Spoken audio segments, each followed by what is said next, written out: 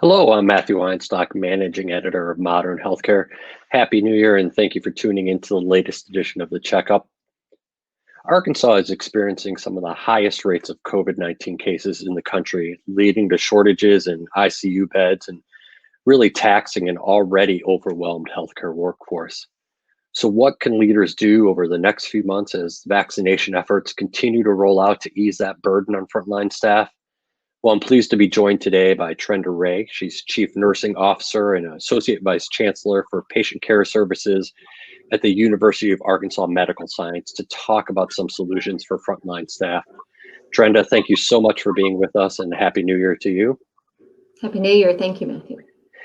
So let's talk a little bit just about how you're doing, how your nurses are doing. Arkansas, as I said, is one of those 5, 6 states that's really exploding with COVID cases. How are you guys holding up right now?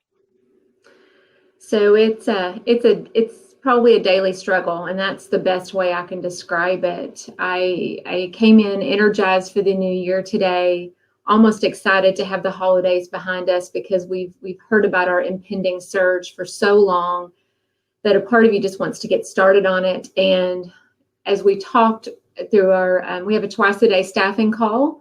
And as we talked through that this morning, it was a bit of a struggle. We're tired. You can tell the managers are tired. Our numbers are down, and it's honestly starting to show. And here we are, the first day back from a bit of a rest. But we struggle with the same thing I know our partners across the country have with quarantines, illness. And then we were already struggling to hire enough nurses before a pandemic. And it truly has only made it that much more difficult. So when you say your numbers are down, what do you mean by that? What are you referencing there? So our staffing numbers, when we look at our daily numbers, we have to balance, the number of staff that are out on quarantine and how that looks reflected on a schedule. And it changes shift to shift and day to day. I said to our group this morning, I felt as though we've been lucky a lot. And our luck is going to start to run out probably in the coming weeks. We've managed to just scrape by. We were looking ahead as we went into the New Year's weekend, thinking it was going to be just terrible. Here it comes. And we managed to get just enough of a reprieve in our census that those low staffing numbers made it okay.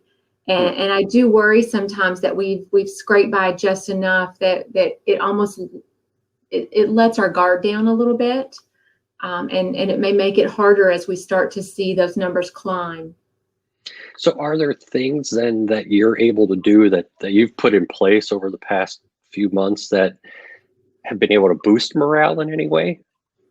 So I hope so, and I think so. It feels like, the pandemic is one of those things that we've constantly planned for and then adjusted and planned for again. But looking at our staff and the burnout in nursing, this was actually something we were addressing before the pandemic. And I am so thankful. We actually knew we had a challenge here with burnout in nursing.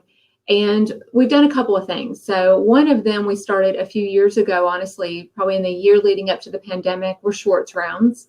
And I don't know if you've heard of Schwartz rounds, but it has been designed and put forward by the Schwartz Foundation. And it really does give caregivers a place to share their experiences, to talk safely with one another, and talk about the challenges of working in healthcare, of grief, of compassion fatigue, and then how you work as a team.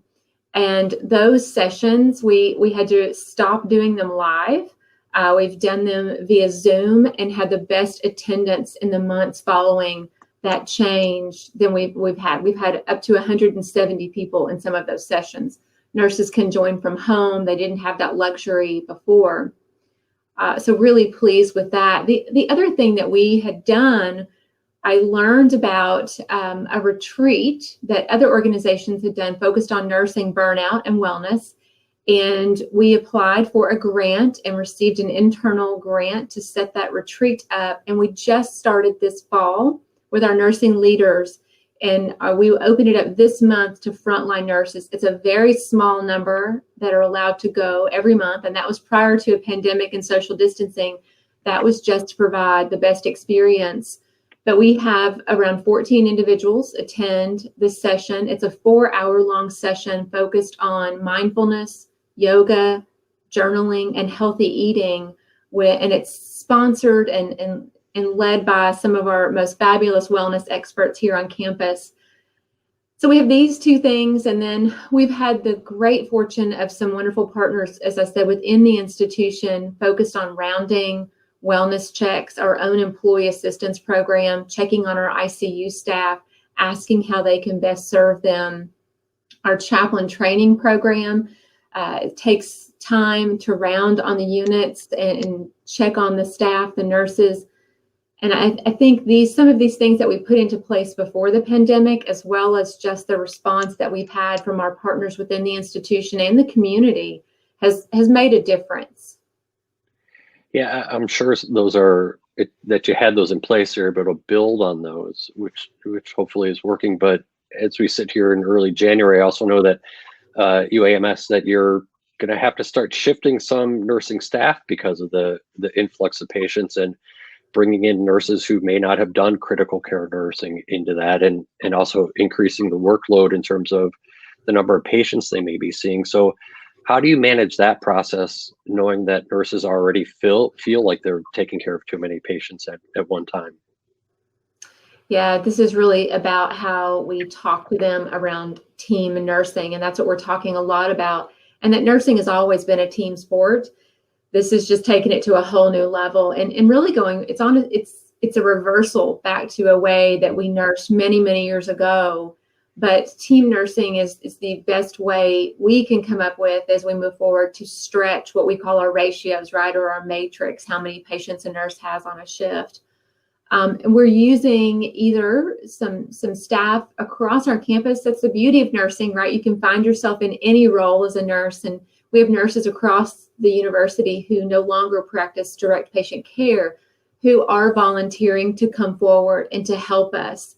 So they may not have been a bedside nurse in 5 years or so, but they know what the concepts are, and they can come in and work alongside our nurses, whether that be in the ICU or on the floor, and help stretch those nurses. So as they carry for larger patients, they have a team member, they have someone there to help them, to support them. The same is true of our ICUs. As those numbers continue to climb and that staff becomes stretched, we can use that same concept and work with a med-surg nurse who comes into the ICU, who may not be critically care trained, but can support that ICU nurse who now needs to take care of a larger patient population as well. So we've done some of that creative thinking. We've tried to create some internal travel type positions for nurses in the community who really aren't wanting to come back full time. We're trying to get creative in any way we can to find help and stretch our nurses. And my goal right now is to plan now. And we talked about this earlier on our phone call with our nursing leaders. We have to plan now, talk about it now, and talk about the shift that you show up and you don't have enough. What does that shift look like? What does that care team, and how can you work together to support the patients in the best way? Interesting. And so, Trenda, if you think about, a year out of this, when we get out of this horrible situation, what do you think you'll be able to build on from being able to do more team nursing, some of the rounding, some of the things you're talking about? How does that help your nursing team grow, a year or 2 years from now? What do you think the impact of that's going to be? The very first thing I think of is teamwork, and the way that you get to know one another on a much more personal level right now during this pandemic. But we have seen this as our nursing leaders are very accustomed to working within their unit or within their division. We've had to broaden that, and through these twice daily calls, they've learned about one another's challenges in ways that they didn't have that transparency or the reason sometimes to know their struggles. And those are some of the things that I hope we never lose, right? Maybe we won't do them twice a day. They won't be quite so critical just to manage the flow of the day, but that learning of one another across specialties, across disciplines, we need to continue that and continue to learn and grow from that on the other side of this when that day does come. Right. But the other thing, it's really helped our nurses to learn as well. So nurses who didn't maybe reach outside of their division, who didn't have to step into the shoes of their colleagues. Some of our ambulatory nurses who came inpatient early in the pandemic and cross-trained and learned the things that they were able to learn from one another. We need to not forget those lessons and continue to build on them. Sure. Interesting. You referenced earlier the challenge you were having even pre-pandemic of hiring new nurses. Your Governor Hutchinson, I guess late December, early December, made it easier to ramp up or the hiring of nurses and speed up nurse licensure programs, right? How has that worked, and what do you think the practical impact of that will be down the road? Absolutely. I think the best thing that brought for us was the opportunity for new graduating nurses to get their application in with the state board and take their exam quicker. If you think about a nursing student who's been in school for this long time, and they may not have the several hundreds of dollars that it takes to prepare and sit for their board exam, but he waived the board exam as well as expediting that testing process. It really has set them up where they can take their test quickly and they can onboard as quick as possible. We had already agreed to onboard nurses this January with a temporary license. This just really helped reinforce that and helped us move our date that we would bring on these December graduates in February, in the beginning of February. This helped us move that date up to January. So some of them will have a temporary license, but many of them will already have a license if they've taken their board exams. And are you hearing anything in terms of future nursing? Are you worried that there will be that people won't go into it because they're worried about the pandemic? Or is it the reverse that we're seeing in medical schools where, the applications to med schools are apparently off the charts? They're calling it the Fauci effect. So what are you seeing in terms of nursing? We need some of that in nursing. We do. I don't know that we're seeing that effect yet. I sure hope that happens. Nursing, this was the year of the nurse, 2020. Little did we know what that was going to mean for us and the spotlight that was going to have. I am concerned that we will not necessarily see the same effect. I hope we do. I hope people see what this profession means to our communities, to our society, because this is, I cannot imagine being in any other discipline, any other profession right now, but we're struggling to hire. So that makes me a little uncomfortable, a little anxious about what we're going to see in the future. I talked to a manager today, and they're seeing more turnover than what we've seen in the past. And this is a non-COVID unit. It's a typical complex medical unit, I would say, but non-COVID, and they're struggling. Our COVID units, we definitely are struggling to hire staff. We've been blessed lately with really good retention and onboarding of our ICU staff, and I'm asking, don't they know some med-surg friends? So, what do you attribute to that non-COVID unit, the turnover, to? Is there anything you can put your finger on? I think it's the stress that we see in so many of our lives and in our communities now. They're balancing work. We still have potential exposures. Whether it's your colleagues or patients or within the community, and they're balancing their personal lives and working. And it's complex. Healthcare wasn't a walk in the park every day before the pandemic, and the pandemic has just really highlighted how acute our patients are that are in the hospital now, and the care that they need, and what it takes to deliver that level of care. Right. And just a couple last questions here. What have you seen out of the vaccine rollout in terms of impact on nurses, frontline nurses, and morale? Are they feeling better because the vaccines are enough taking it that you're hoping will take it? I'm hoping more this week. Since the holidays are over, I'm hoping that, we heard a few people who wanted to wait until after Christmas or after New Year's, and then they were going to get theirs. And I heard just this morning that the line for even those who had not yet received their initial dose, there were people there. And then we start this week, some of our staff who are getting their second dose. It's exciting. That was a week I'll never forget. As they started rolling out that week, I worked the vaccine clinic for days, helped with the check-in table, because it felt like one of the most positive, proactive things that I had been able to do in a little while. But staff were excited. They were tears. I think we spent our first few days where we had vaccine, all of us a bit weepy and just excited about what this meant for us. Great.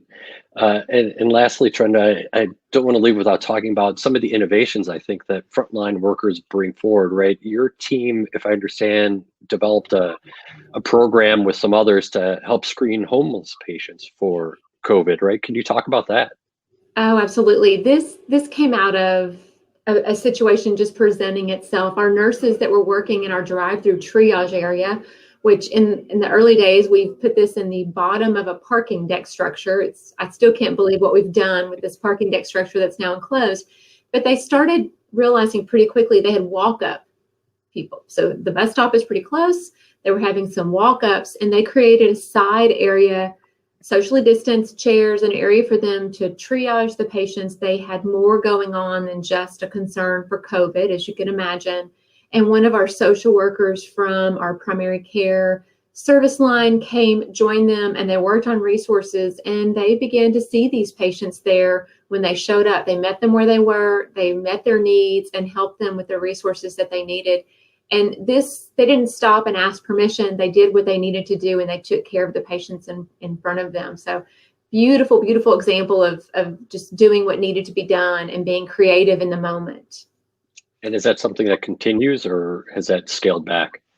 When it happens, they deal with it today. They do. It's not something we've advertised necessarily, as you can imagine, but we have our fair share of it. People came, they want to be tested, but as I said, they have other things that are going on. Right. Our nurses have been creative. I think early on, many people across the country, there was creative ideas around tubing and how to manage your pumps and IVs. But our nurses have also used our telehealth system to help nurses in other parts of the state who are caring for COVID patients in their hospitals care for those patients so that they could stay in their communities. They've come up with creative ways for bags of emergency equipment that they keep on their person. So if they're responding on the code team or on the rapid response team, they have what they need at the ready. They've come up with so many ideas that I hope that we're all able to capture these and present these and share these in the years to come. Right. Well, I think that's an important piece of it, right? Is sharing those best practices across the systems. Trenda, listen, we appreciate your time. We know it's extremely busy. We hope you and your team stay energized and stay safe. So thank you so much. Thank you so much. Thank you. And I'm Matthew Weinstock with Modern Healthcare. Be sure to come back next Monday for another edition of the Checkup.